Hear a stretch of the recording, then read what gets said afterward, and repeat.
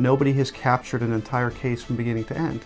So I thought it'd be really cool to write a book that takes one of the cases and shows all of the different things that a forensic accountant would do, such as interviewing people, collecting evidence, working with the police, working with attorneys. This case had a lot of elements that makes it an interesting story. The targets did not know that we had an idea there was a scheme. We had good probable cause. We had access to the facility. So we were able to choreograph it, and it just went really, really well, where we could create a ruse to get certain individuals out of the area long enough for us to show up, take control of the area, and then do what we needed to do. Financial crimes aren't something you can wait for. If you do, then what happens is evidence is gone over the weekend, people come back and destroy evidence, they steal the computers. So once you get the call, you have to react to it very timely. I think what we're seeing now is more people who are acting out of desperation. So people who, good people who are just making poor decisions, and it has a serious impact on their life.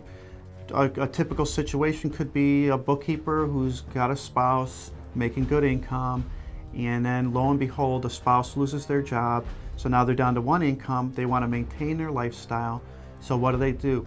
Well, it's only $300 or $400 to make the mortgage payment this month. It's a simple borrowing of a small amount.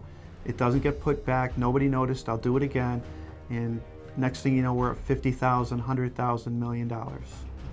We don't do a lot of cases where somebody steals $1 million in one time. They've stolen a lot of money over a long period of time. A lot of times we interview people just to find out who they are, what they do, how long they've been to the company, what do they have access to, where are their areas of opportunities, does Jane Doe write out checks, does Jane Doe make deposits, and what's going on in Jane Doe's life to the extent that I can find out. Does she have kids? Is she going through a divorce? I'm looking for, what would be her motive? Why would Jane Doe be stealing from the company? When you do a case, it's like doing a puzzle. All right, if you go back to my childhood, I used to spend a lot of time putting together puzzles.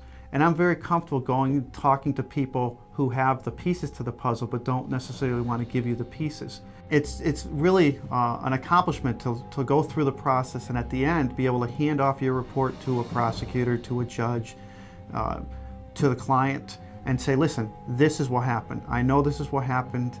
It started out with like this, and through my efforts, this is what we were able to put together. And it's fact. It's what happened.